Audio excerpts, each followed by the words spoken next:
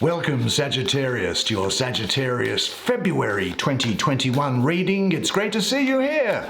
And it's great to see the subscribers in particular. Much love and affection to you. We have the best club here, don't we? Now, gathering here on this channel, it's different. It's good. And we talk about a lot of spiritual things, which you're up for sometimes, because sometimes the spirituality comes into the cards as I read them. But it's not just spirituality, there's lots of things to do with love and money as well. Now, we shall see what there is in store. Incidentally, I have a Sagittarius card here for you for this month, and that energy will infuse through the rest of the cards. While I'm doing the reading, I'm going to take 5 cards. But before I do that, I'll just mention that if you would like to have a personal clairvoyant reading with me, one-on-one, then just check out the information that's in the description box below, and you can see how easy it is for that to happen from wherever you may happen to live in the world. But let's get these 5 cards underway, shall we? Because I have a really good feeling about this. I'm excited to be doing it for you. So let's have a look. First of all, there is the Knight of Coins. Hello, Knight of Coins. I wonder what you've got to say to my Sagittarian friend here. There is the Lovers. Ooh, I wonder what the Lovers has to say. The Lovers opposite the Knight of Coins. I want to see what's beside it, in the middle and underneath it, because that will determine what it means. And in the middle there is the High Priestess. That's interesting and good. So, you see, because how the cards are positioned depends on what they mean. You see, it determines what they mean, and the elements working together. There's the Hermit. Now, the Hermit is there on that bottom line, next to the High Priestess. 2 very interesting and quite spiritual cards that are there, but they also mean a lot of very interesting things happening in your life as well. What's finally here? There is Temperance. Well, it's going to be a fantastic month for you. Look, let's not give anything away. Let's come and have a look at the beautiful artwork on these cards. Did I mention that? And we'll look at the paintings on here. I'll let the cards talk to me, and I'll tell you what they have to say for you in this month. Okay, now next month's reading will be published on Wednesday, the 10th of February at 2 p.m. US Eastern Time. Now, I thought I'd show you this Sagittarius card here first. You don't often see cards in tarot decks which are actually dedicated to the sign at all, do we? And here's yours, Sagittarius. I'm showing it to you just out of curiosity more than anything, but actually I noticed this blue around here. Mystically, for me, esoterically, I have a real association of the planet blue with Jupiter, which is your ruling planet, as you well know. Anyway, enough of that. Let's see where we shall start. I just thought you'd like that. The art on this in these cards is really good. Where are we? We're going to go here first. We're going to go to the Priestess of the Silver Star. And she's otherwise known as the High Priestess. Here she is. Well, now in this picture here, she seems to be lifting a veil. Now, you might think of this as lifting the veil so that the mysteries behind it can be seen. Now, with the black and the white here, it seems to me to be twilight, the crack between the worlds, and the perfect symbol for bringing mystical consciousness into daily life. Now, like twilight, the moon, as you see here, stands between darkness and light. It cycles between the two and is a symbol of change. Change is much more than a central component of feminine consciousness than of the masculine as a general rule. But do not be concerned, men. This is an energy which is coming into you here at this time as well. Now, rather than deal with fixed patterns, the High Priestess works with the change that flows through everything. This is also reflected in the undulating snake that is here, showing how great the creativity of feminine consciousness is, because the snake is very often, in mystical terms, a symbol of femininity and of the female principle. Now, the High Priestess is a channel for higher wisdom. Like the priests and priestesses of old, she metaphorically brings this wisdom down from above and makes it available to those for whom the connection is less clear. Her gifts are not for her alone, but in service of the greater good. Now, the High Priestess is sometimes seen as a feminine counterpart to the magician, yet her concern is not so much manifesting in the physical world, as the magician might be, as it is playing with the magic of the invisible worlds. She is interested in archetypes and astrology and tarot and dreaming and all sorts of ways the invisible world enters into our lives. Now, in these, she is accomplished. She is expert at opening herself to the higher realms and bringing this knowledge into the world. Now, this can sometimes take the form of prophecy and divination, the role of sage or spiritual counselor. And aligned as she is with sacred purpose, her line to the divine is open and her reception is clear. She is both High Priestess and follower, for she devotes herself to following the guidance and inspiration she receives, and is thus a model for living in accordance with intuitive wisdom. And she may use this in her work as a healer, a teacher, an artist, or a visionary, or she may simply be working with this in her personal life. It is important to her to pay attention and live in a conscious way.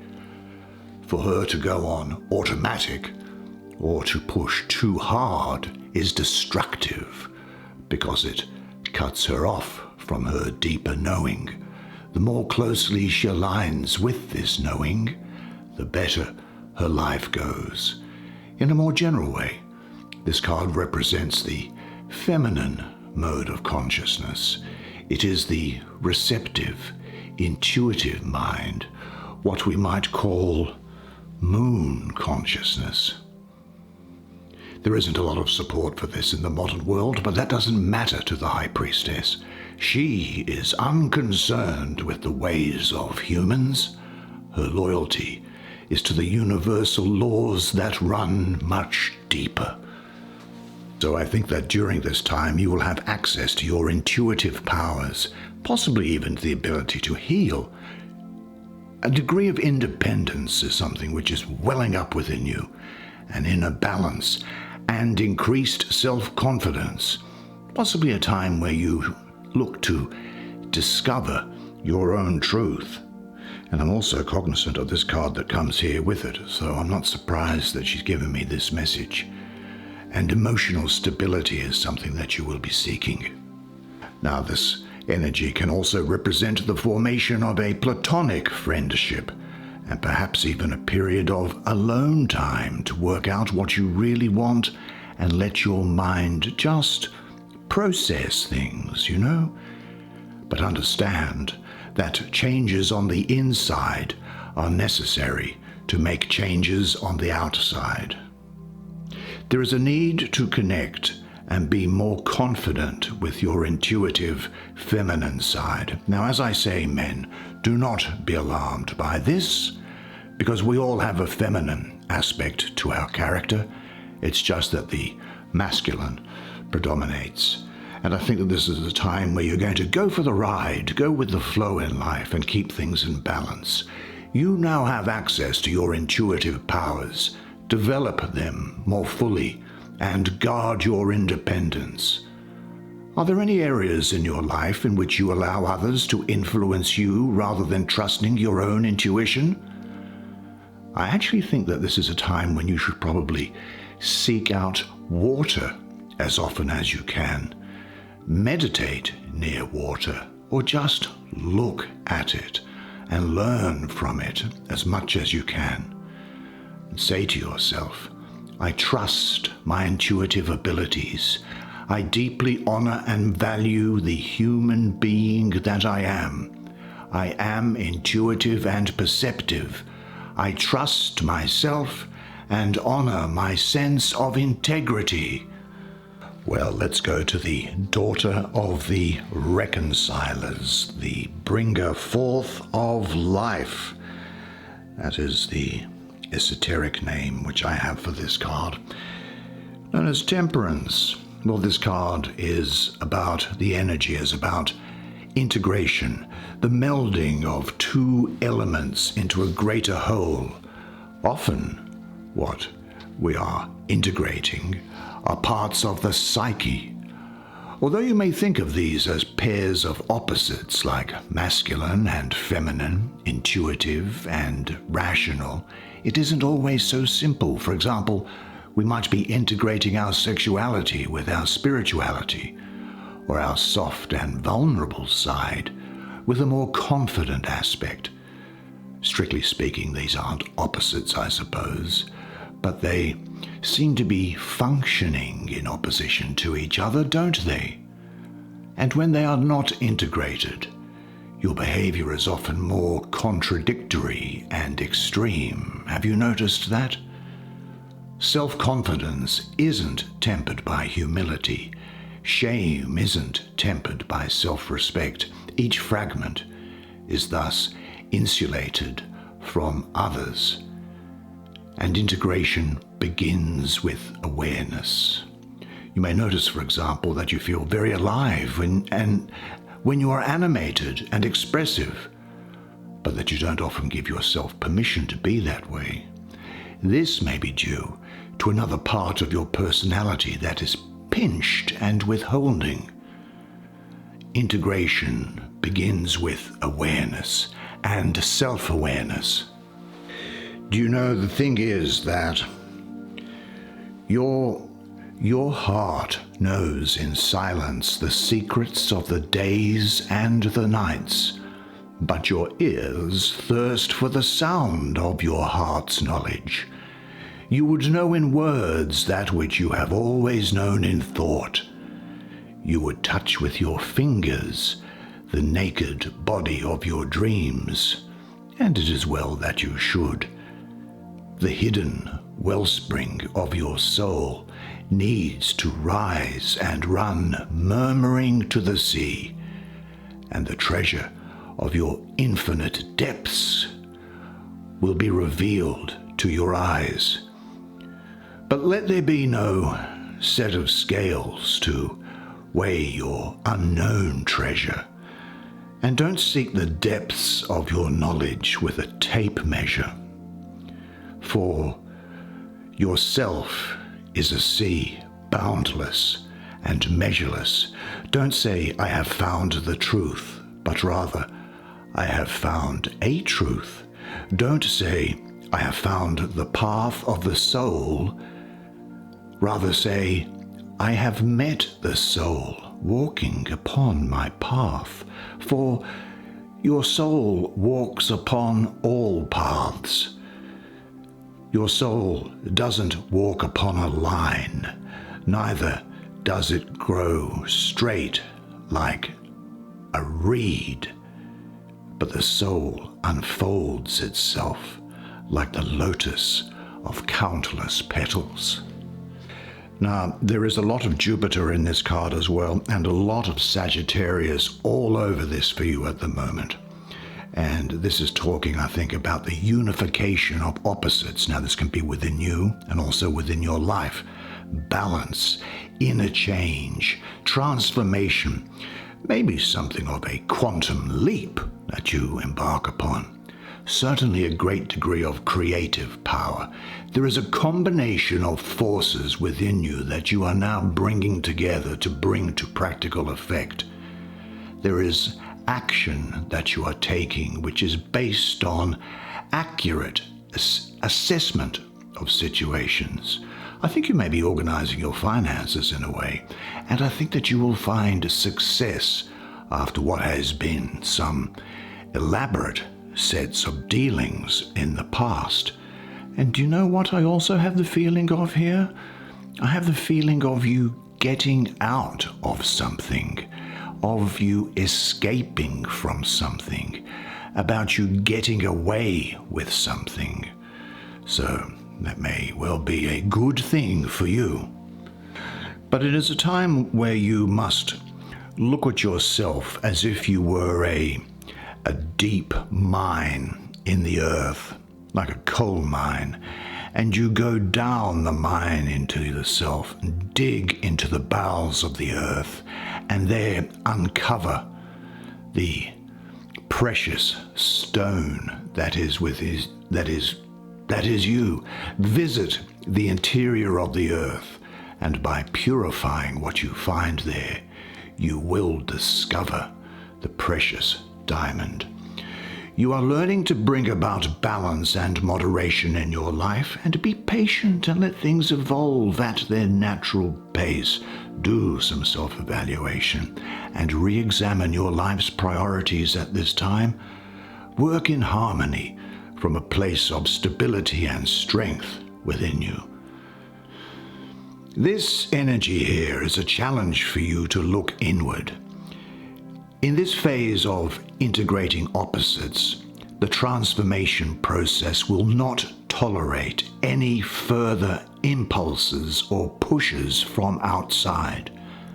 To find the hidden stone, the diamond, you must look within. What does it mean now for you to find your hidden diamond? Close your eyes and visualize a fountain of energy in your body. Bathe a while in this rejuvenating current and say to yourself, I equally value the light and dark within my own nature. I am a well-integrated person. I surrender to the transforming powers of the divine. I am an open channel for creative energy. Well, let's have a quick look at the Prince of the Chariot of Earth, otherwise known as the Knight of Coins by most people. Hello, Knight, what do you have to say to me? Well, he says to me that he thinks that someone who is a Taurus or an Aries is going to be important to you at this time. Now, this guy has some conflict within his nature because esoterically, as a knight, he is air. And in the suit of coins, that's earth. Earth and air mystically are enemies, and they weaken each other. If you can imagine a hurricane or a typhoon, a cyclone or a tornado, the wind can destroy the earth and what it bears. Now, so there is going to be some conflict in the makeup of the man, I think. But this is someone here. He is a person who is, and I think you will be, energetic, a capable manager and a steadfast worker. As another person, I think this other person that may also be around here is somebody that you might find perhaps a bit dull. And that person may well be skeptical of spirituality, I think. You, however, will be slow to anger, but look out if you've been enraged, I think. The character of this knight here, I think, has great energy which he can bring to bear on the most solid of practical matters. He is energetic and enduring, a capable manager, a persevering worker. He's competent and ingenious, thoughtful, cautious, trustworthy. These are things which you'll have at this time. And he, like you, will be able to find new uses for common things. He and you will be able to adapt to circumstances and to turn them to your advantage. So that's useful, isn't it? There'll be a mastery of structure that you have. Do you know, I think you might be quite interested in design or architecture. Now, this doesn't just mean to the construction of buildings, but it can also extend to things like fashion, beauty, makeup, how you present yourself to the external world. These are things that I think you'll have a great degree of talent with respect to. Physical activity is something which is needed for you at this time. Physical activity. You know, you will adapt to circumstances and turn them to your advantage with a slow, steady, well thought out plan. And but this other person that I'm getting here that's around is someone who could be almost entirely lacking in emotions and really doesn't make any effort to understand ideas which are new or which conflict with his own view of the world. In fact, he or she is inclined to be resentful of the more spiritual types. But also, it is a person who is slow to anger, but if enraged can become implacable. This is a time, I think, when you will be taking responsibility for your life and being more focused on the things that are going to make some tangible improvements for you. You'll be quite good at sport if you pursue this, but you will be putting a lot of effort into practical things at the moment.